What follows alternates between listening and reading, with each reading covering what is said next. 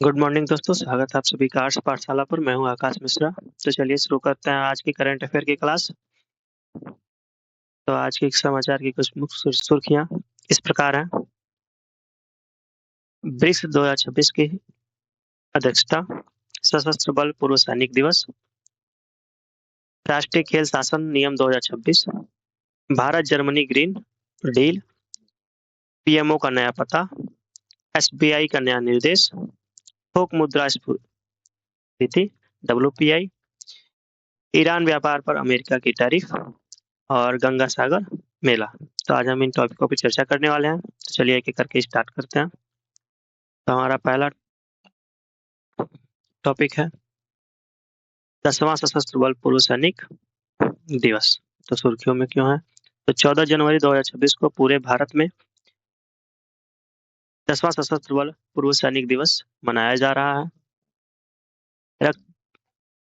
रक्षा मंत्री राजनाथ सिंह आज कानपुर में इस अवसर पर समारोह की अध्यक्षता करेंगे। उद्देश्य क्या है? तो भारतीय सशस्त्र बलों के दिग्गजों की निस्वार्थ सेवा और बलिदान का सम्मान करना और उनके परिवारों के कल्याण के प्रति प्रतिबद्धता को दोहराना। तो यह इनका उद्देश्य है। इसके परिणाम क्या क्या होंगे?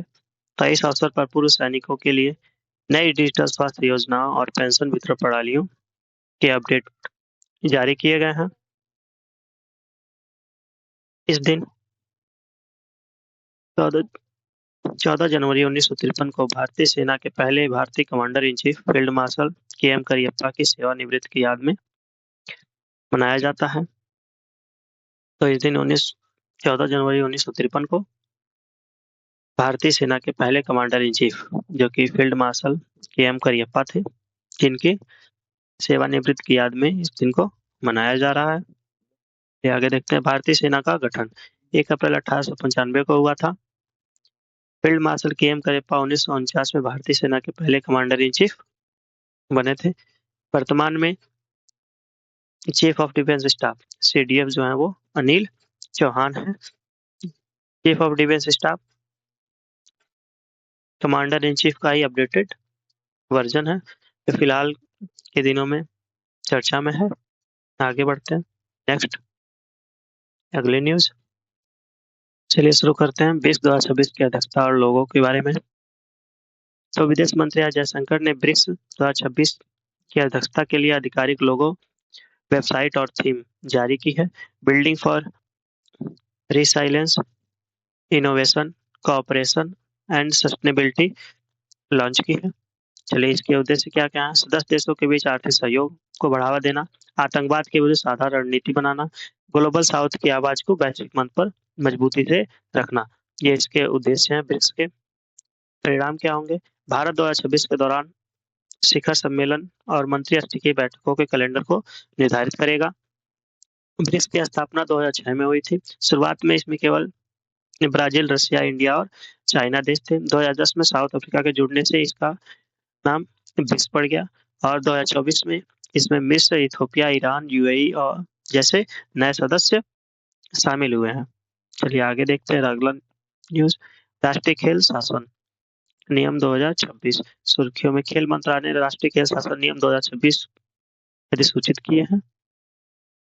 उद्देश्य क्या है? राष्ट्रीय खेल संघों में पारदर्शिता लाना, वित्तीय जवाबदेही तय करना और कम से कम 50% पदों पर खिलाड़ियों और महिलाओं का प्रतिनिधित्व सुनिश्चित करना। इसके परिणाम क्या होंगे?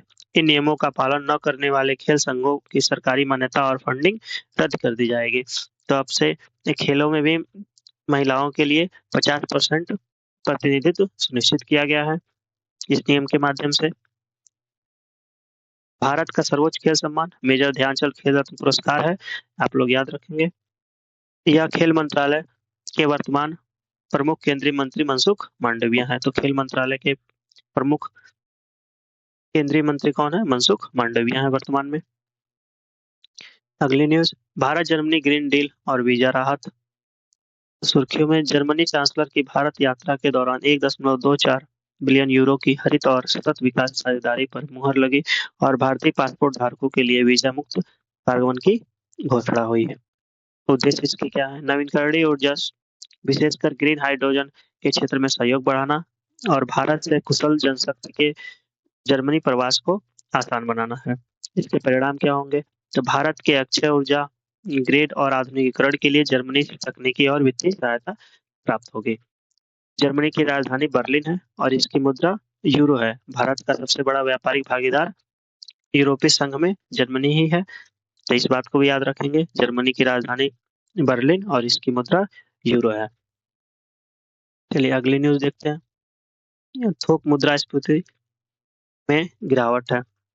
तो वाणिज्य मंत्रालय द्वारा 13 जनवरी की शाम जारी आंकड़ों के अनुसार दिसंबर के लिए थोक मूल्य सूचकांक WPI गिरकर 0.85 रह गया। तो इसके अनुसार थोक मूल्य सूचकांक, तो थोक मूल्य सूचकांक ऐसा मूल्य सूचकांक होता है, ये सब जारी किया जाता है। ये बताता है कि जो थोक में सामान खरीद और बिक्री जा रही है उसमें काफी उसके मूल्यों में गिरावट आई है। चलिए उद्देश्य देखते हैं। अर्थव्यवस्था में मूल्य स्थिरता का आकलन करना आरबीआई की आगामी मौद्रिक नीति के लिए आधार प्रदान करता है। इसके परिणाम क्या होंगे? खाद्य और विनिर्माण वस्तुओं की कीमतों में कमी से मध्यम अवधि में ब्याज दरों में कटौती की संभावना बढ़ी है। तो मध्यम अवधि में जो ब्याज की दर होती है उनमें आरबीआई अब कटौती कर सकता है। चलिए आगे देखते हैं। WPI का आधार वर्ष 2011-12 है। इसे वाणिज्यिक और उद्योग मंत्रालय के आर्थिक सलाहकार कार्यालय द्वारा जारी किया जाता है। तो WPI का आधार वर्ष वर्तमान में अभी 2011-12 है और इसे उद्योग मंत्रालय द्वारा जारी किया जाता है। चलिए आगे बढ़ते हैं। पीएमओ सेवा तीर्थ परिसर में स्थानांतरण। अब पीएमओ का नया नाम सेवा तीर्थ परिसर कर दिया गया है। तो 14 जनवरी को प्रधानमंत्री कार्यालय का स्थानांतरण नवनिर्मित सेवा तीर्थ परिसर सेंट्रल विस्टा प्रोजेक्ट का एक हिस्सा है, जो कि इसके तहत इसमें कन्वर्ट कर दिया गया है। चलिए आगे बढ़ते हैं। उद्देश्य क्या है? आधुनिक सुविधाओं और उच्च स्तरीय सुरक्षा और उन्नत तकनीकी अवसंरचना के साथ सरकारी प्रणाली की को अधिक प्रभावी बनाना इसका उद्देश्य है। इसके परिणाम, यह स्थानांतरण सेंट्रल विस्टा पुनर्विकास योजना के पूर्ण होने की दिशा में एक बड़ा कदम है। तो सेंट्रल विस्टा पुनर्विकास योजना, इसके तहत अभी अभी नए संसद भवन का भी निर्माण किया गया है। तो सेंट्रल विस्टा प्रोजेक्ट के तहत नए संसद भवन का उद्घाटन 28 मई 2023 को हुआ था। इसका मुख्य वास्तुकार विमल पटेल है। तो जो नई संसद भवन का निर्माण हुआ है इसके वास्तुकार कौन है? विमल पटेल है। ये बात भी आप लोग याद रखेंगे। सेबी का नया निर्देश, इनसाइडर ट्रेडिंग पर सख्ती अपनाई गई है। अब देखेंगे 13 जनवरी 2026 की शाम को भारतीय प्रतिभूति और विनिमय बोर्ड सेबी ने म्यूचुअल फंड इकाइयों के लिए इनसाइडर ट्रेडिंग नियमों और अधिक कड़ा करने का निर्देश जारी किया है। इसके उद्देश्य क्या है? शेयर बाजार में अनुचित व्यापार प्रथाओं को रोकना और आम निवेशकों के हित की रक्षा करना, ताकि गोपनीय जानकारी का लाभ उठाकर कोई गलत फायदा न उठा सके। इसके परिणाम क्या होंगे? अब एसेट मैनेजमेंट कंपनियां, जो एएमसीएस कंपनियां हैं, इनके अधिकारियों को अपने रिश्तेदारों के निवेश का विवरण अधिक पारदर्शिता के साथ बार बार सेबी को देना होगा। इससे ये पता चल सके कि क्या ये कंपनियों के जो अधिकारी हैं ये अपने रिश्तेदारों को अपने, अपने किसी रिलेशन को कोई गोपनीय जानकारी तो नहीं देते। तो चलिए आगे बढ़ते हैं। सेबी की स्थापना 12 अप्रैल 1988 को हुई थी, लेकिन इसे वैधानिक दर्जा 1992 में दिया गया। सेबी की स्थापना 18 अप्रैल 1988 को हुई थी, लेकिन इसकी जो वैधानिक दर्जा है, इसको वैधानिक दर्जा 1992 में मिला था। सेबी का मुख्यालय मुंबई में है। माधवीपुरी बूच सेबी की पहली महिला अध्यक्ष भी रह चुकी हैं, तो याद रखेंगे माधवीपुरी बूच जो है सेबी की पहली महिला अध्यक्ष है। चलिए गंगा सागर मेला, इसकी चर्चा करते हैं। तो सुर्खियों में क्यों है? तो मकर संक्रांति 14 जनवरी के अवसर पर पश्चिम बंगाल के सागर द्वीप पर आयोजित होने वाले गंगा सागर मेले के लिए सुरक्षा के कड़े इंतजाम किए गए हैं। तो ये क्या है? करीब 50 लाख लोग, इससे अधिक श्रद्धालु की सुरक्षा आवाजाही सुनिश्चित करना और भगदड़ जैसी स्थितियों को रोकना इसका उद्देश्य है। इसके परिणाम, भारतीय नौसेना, कोस्ट गार्ड, एनडीआरएफ की 25 से अधिक टीमों को तैनात किया गया है। पहली बार एआई आधारित क्राउड मैनेजमेंट भीड़ यंत्र कैमरों का बड़े पैमाने पर उपयोग किया जा रहा है। तो याद रखेंगे इस मेले में पहली बार एआई आधारित क्राउड मैनेजमेंट का उपयोग किया जा रहा है। चलिए आगे बढ़ते हैं। गंगा सागर मेला कुंभ मेले के बाद भारत का दूसरा सबसे बड़ा तीर्थ मेला है। यह उस स्थान पर आयोजित किया जाता है जहाँ गंगा नदी बंगाल की खाड़ी में मिलती है।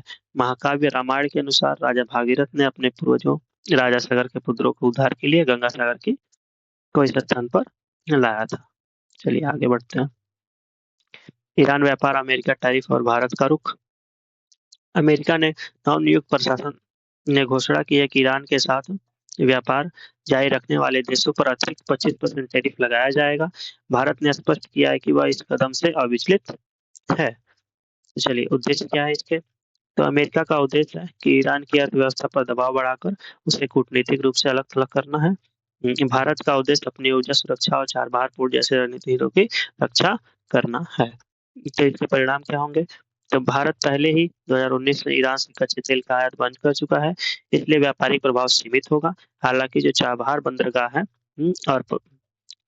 और आईएनएस तीसरी उत्तर दक्षिण परिवहन गलियारा, इसके भारत को कूटनीतिक छूट की आवश्यकता होगी। ये थोड़ा प्रभावित हो सकता है इससे।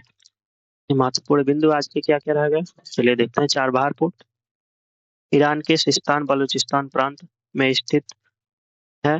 भारत इसके शहीद बेइज्जत टर्मिनल के संचालन के लिए 10 साल का समझौता किया है। कार्सा यह एक अमेरिकी कानून है। इसका उपयोग ईरान, रूस और उत्तरी कोरिया के खिलाफ प्रतिबंध लगाने के लिए किया जाता है। ईरान की राजधानी तेहरान है और मुद्रा इसकी रियाल है। थोक मूल्य सूचकांक क्या होता है? तो डब्ल्यूपीआई उन वस्तुओं की कीमतों में होने वाले औसत परिवर्तन को मापता है जो व्यवसायों द्वारा थोक में यानी बड़ी मात्रा में एक दूसरे को बेची जाती है। तो चलिए आज के लिए बस इतना ही। वीडियो पसंद आए तो लाइक से सब्सक्राइब करिएगा। धन्यवाद।